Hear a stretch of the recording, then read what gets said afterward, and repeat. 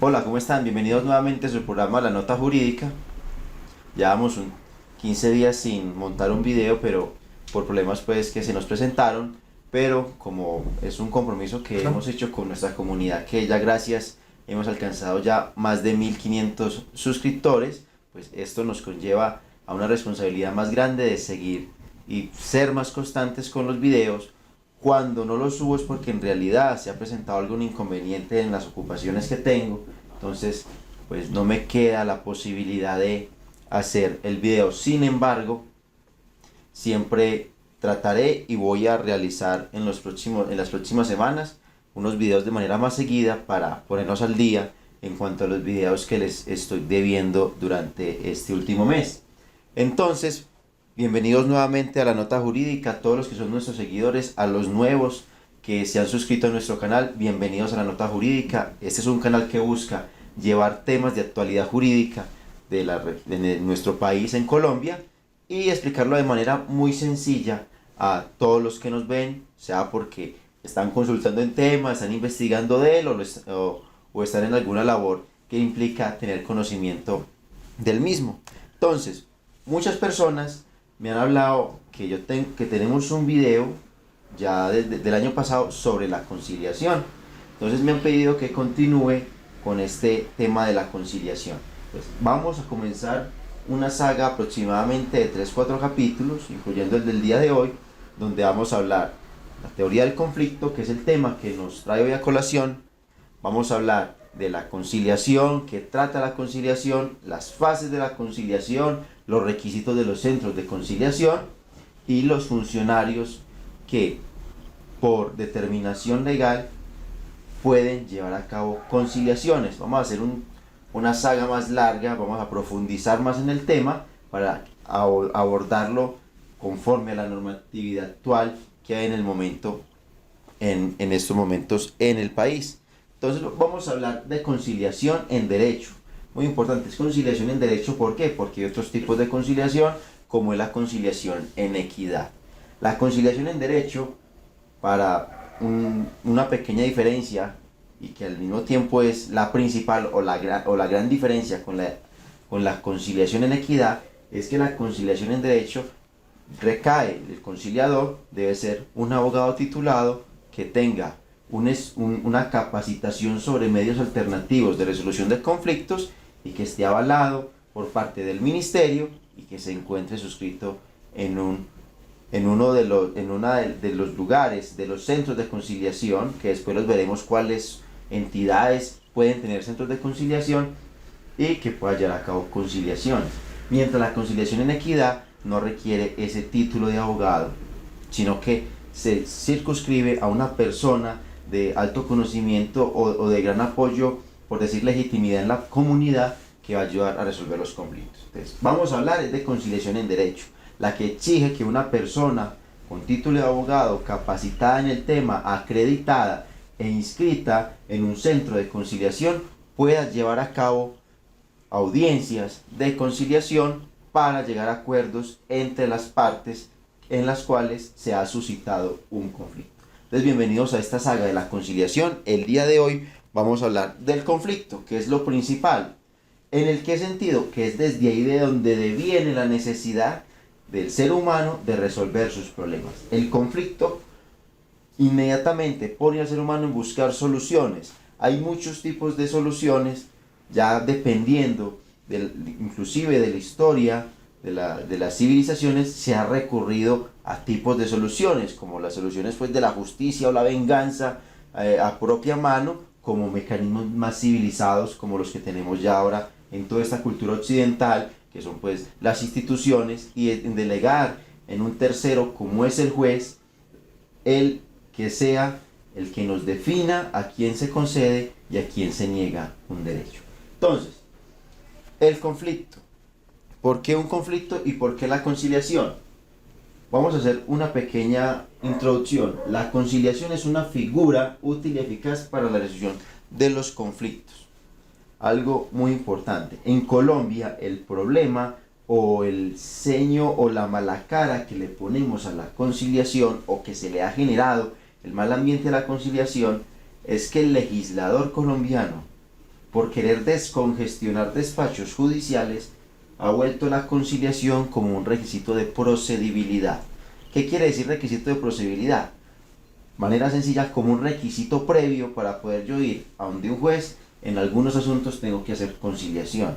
Como el legislador le ha dado ese tono o le ha dado esa característica de requisito previo, como una etapa previa que tengo que agotar, mucha gente lastimosamente le da pereza o le ha cogido pereza a la conciliación, porque no lo ven como la figura que es la forma en que las partes entre las cuales se suscita un conflicto, se encuentra un conflicto, pueden determinar de manera directa la solución del mismo. No lo ven de esta manera. En Colombia no se ve la conciliación como el mecanismo que es para evitar ir a la jurisdicción y yo mismo solucionar el conflicto, sino que lo vemos como una etapa previa, como una etapa que hay que quemar, como una etapa que hay que agotar para poder ir donde el juez para que nos solucione los problemas. Entonces, ¿qué sucede con esto? Podemos sacar tres conclusiones.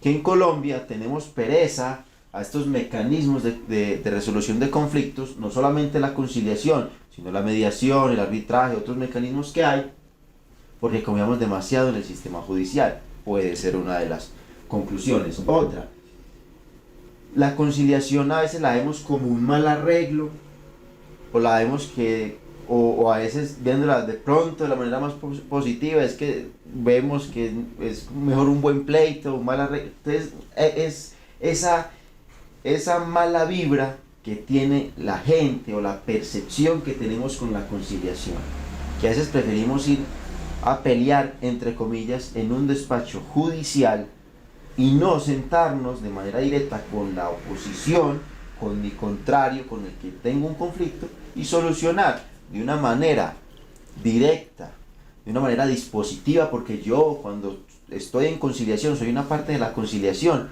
yo dispongo de lo que quiero ceder o de lo que quiero pedir. Entonces soy dueño del problema, puedo tomar el problema y darle soluciones, cosa que no sucede cuando recurrimos a la administración de justicia. La administración de justicia, como sabemos, hay un juez que es un tercero, que es el que, valorando las pruebas de un lado y las pruebas del otro, va a determinar a quién le asiste o no le asiste el derecho. Mientras en la conciliación, de manera directa, entablamos fórmulas de arreglo, tratamos de llegar a una solución, no tiene que ser total. La conciliación no siempre es total, puede ser parcial.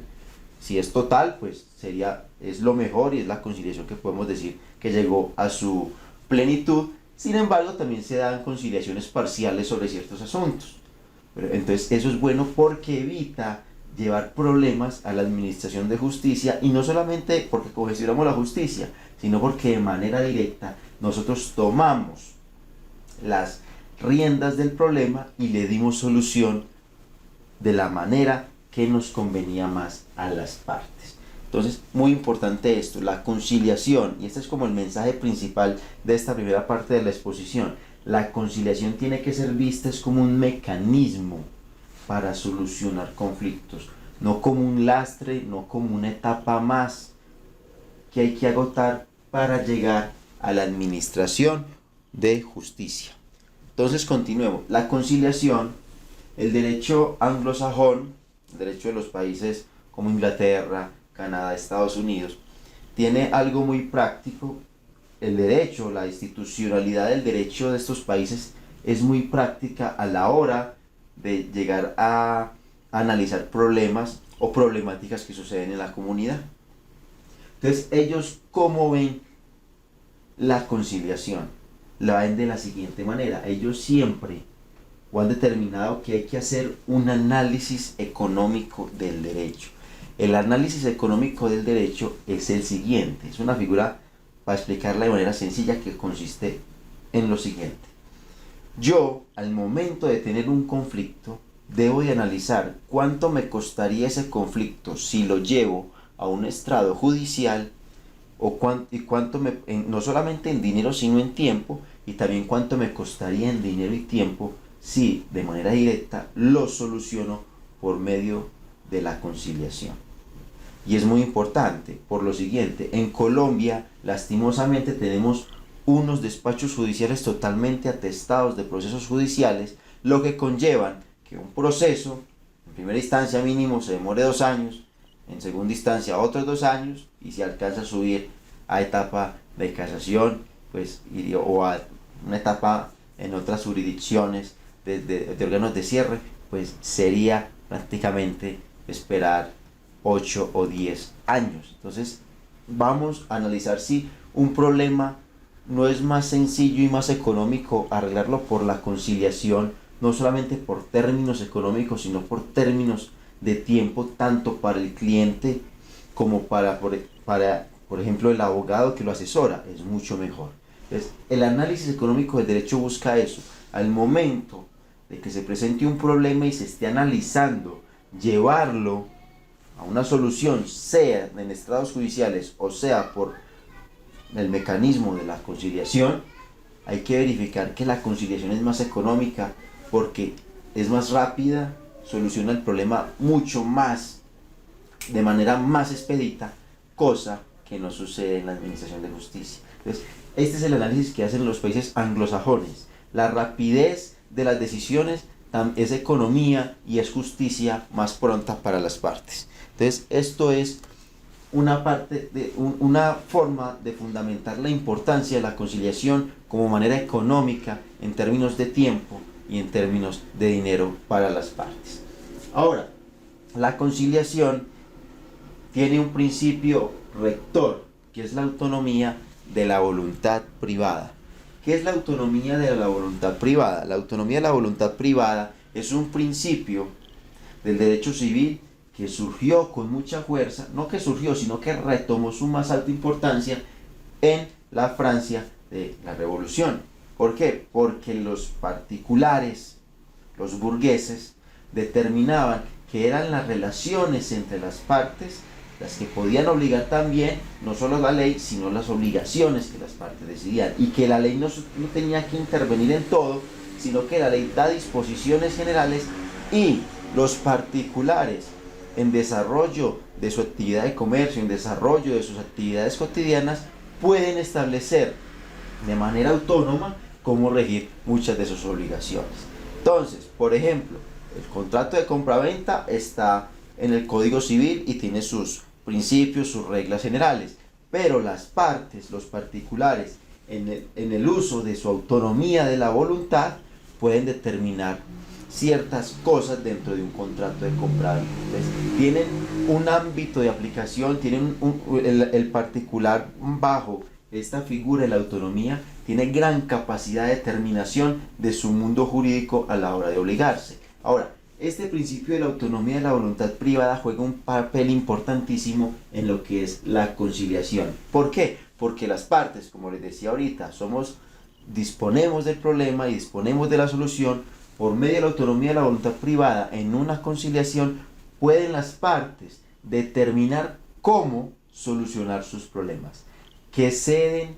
¿Qué no ceden? ¿Qué pretenden? ¿Cómo pueden, en ese juego de posiciones encontradas, llegar a una fórmula de arreglo que, por medio de esa autonomía, por medio de su voluntad, determinen arreglar? Entonces, es muy importante. La autonomía de la voluntad privada, como prima para los contratos, también prima para la conciliación. ¿Por qué? Porque los particulares que deciden estar en conciliación, o las partes que deciden estar en una conciliación, son autónomas para decidir cómo la solucionan.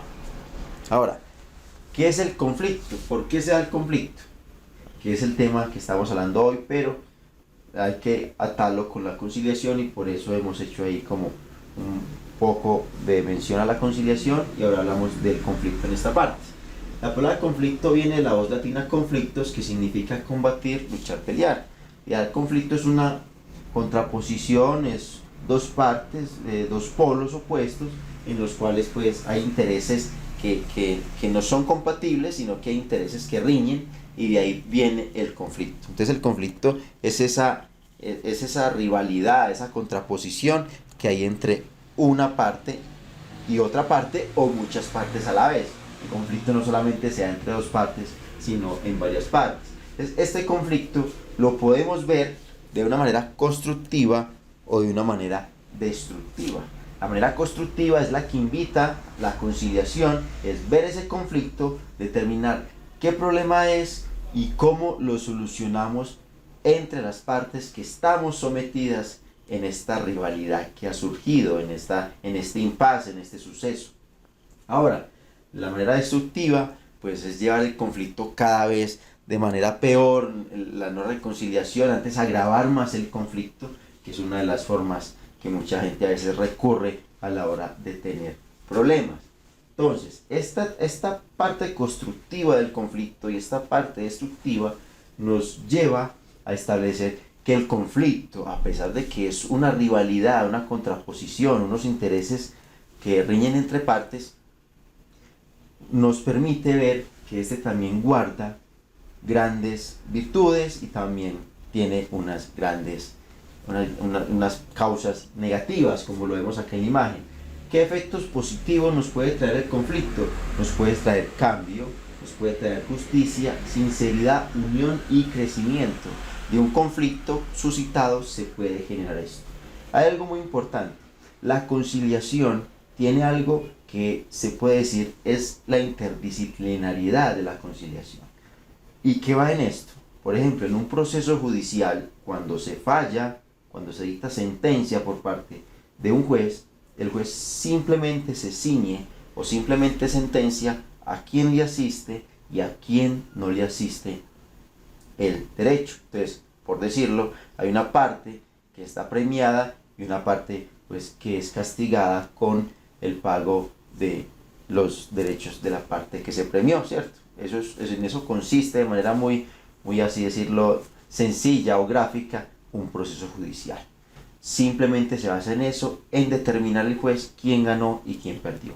La conciliación busca, además de solucionar el conflicto, es que las relaciones humanas no se dañen, sino que las relaciones se fortalezcan o por lo menos de manera civilizada continuemos llevando nuestras vidas a cabo. Es así como la conciliación no solamente acerca a las partes para que solucionen, por ejemplo, la cuota de alimentos del menor, sino que busca también que padre y madre, de manera civilizada, así no se quieran ver, por decirlo de manera muy clara, por lo menos se respeten o se conlleven en el momento de la conciliación, de no agredirse, de estar por lo menos de una manera muy madura en el conflicto. Eso no lo hace un proceso judicial. El proceso judicial es muy básico, simplemente se ciñe a decir quién y quién no tiene el derecho. Entonces, esa interdisciplinariedad, esa búsqueda de también solucionar el conflicto en el ámbito social es muy importante por parte de la conciliación y hay que tenerlo en cuenta.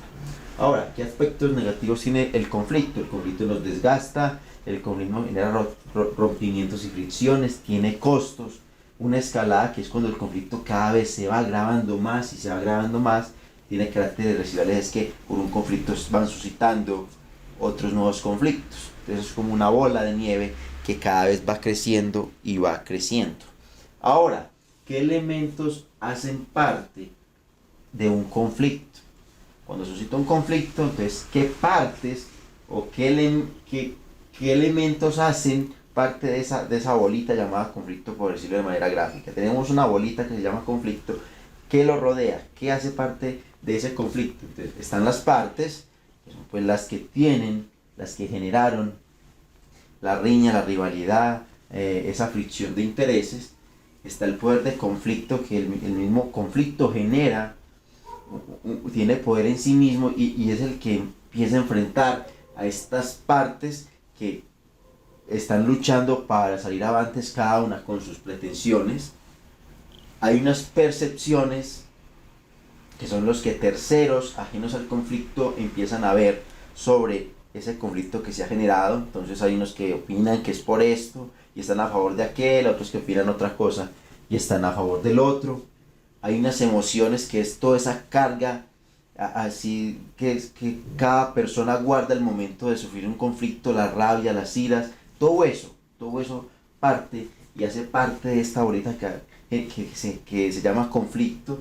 Están las posiciones, que son las posturas de cada una de las partes al momento de afrontar el conflicto, los intereses y las necesidades que son, porque si bien se suscita un conflicto, yo qué interés tengo, yo qué quiero que se me salvaguarde a mí, si soy parte del conflicto y que quiero que no se le reconozca al otro, lo mismo el otro está pensando de esta persona, yo no quiero reconocerle esto, quiero quitarle esto, yo tengo razón, él es el que tiene, yo no tengo él tiene la razón, él no tiene la razón, la tengo yo, lo mismo piensan esos intereses, lo que juega, lo que hace que el conflicto a veces crezca y crezca y crezca, y están los valores y principios con que las partes asumen enfrentar ese conflicto.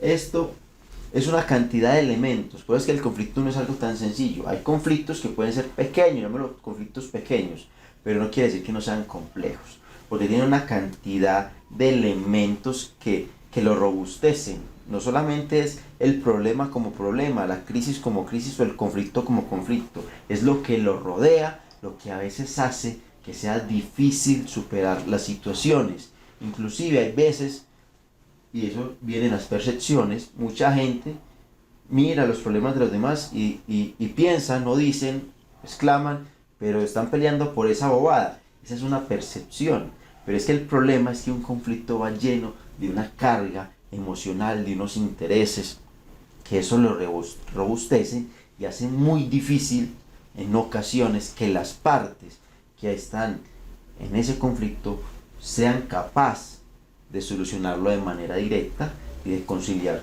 sus diferencias. Ahora, ¿qué caracteriza a un conflicto? Una vez suscitado un conflicto con todos estos elementos que hemos visto, ¿qué pasa? El conflicto es constante, siempre está ahí. Hasta que no decidamos solucionarlo, el conflicto siempre va a estar.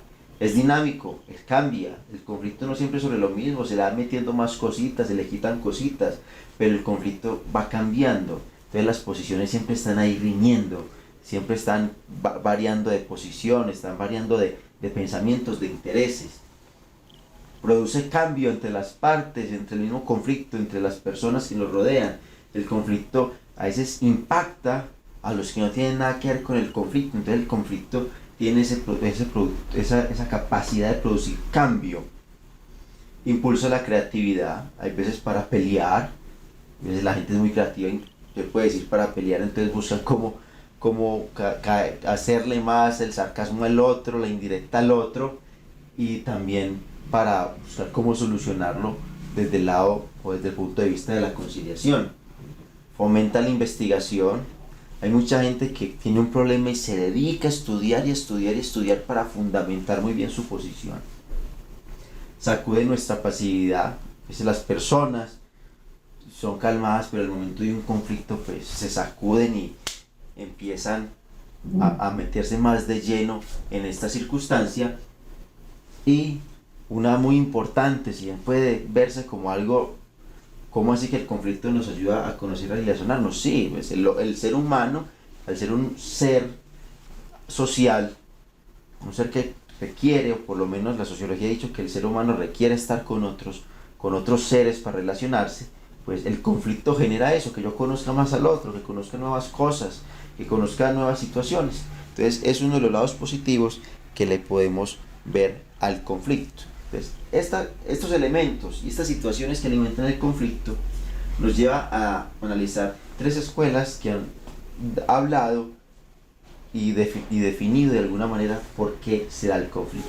Entonces, la escuela estructuralista dice, el hombre es bueno, el problema es que la sociedad lo corrompe. Entonces, ¿por qué sucede el conflicto? ¿Por qué se da? Por la sociedad. Todos los hombres nacimos buenos, pero la sociedad, como es corrupta, corrompe al hombre, y ya el hombre corrompido genera conflictos con demás hombres que también han sido objeto de corrupción por parte de esta sociedad. Hay otra escuela que es la psicosociológica, dice que el problema del conflicto es un problema de percepción, problema de comunicación. Entonces, cuando no nos damos a entender bien, cuando hablamos mal, cuando los otros no nos entienden, o cuando los otros sienten una percepción diferente a la que yo quiero, se suscita el conflicto. Entonces el conflicto se da por la comunicación, por la percepción de la comunicación. Y está la escuela biológica, que es la que dice que el hombre es un lobo para el hombre. el hombre nació malo, el hombre es un lobo, y como lobo con otros lobos, pues va a suscitar conflicto entre todos los seres humanos.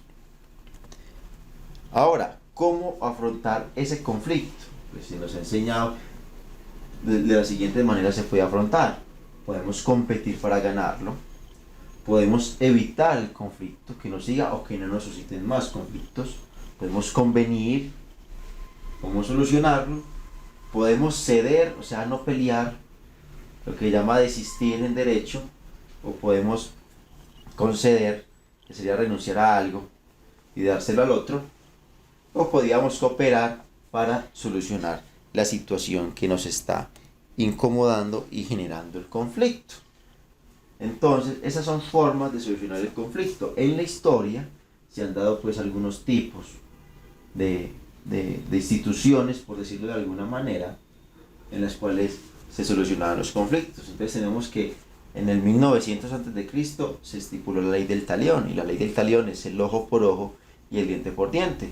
Usted le cortó una mano al otro, entonces venga usted, yo le corto la mano y ya el conflicto queda solucionado porque estamos en los mismos términos. Usted me cortó una mano, yo le corto una mano.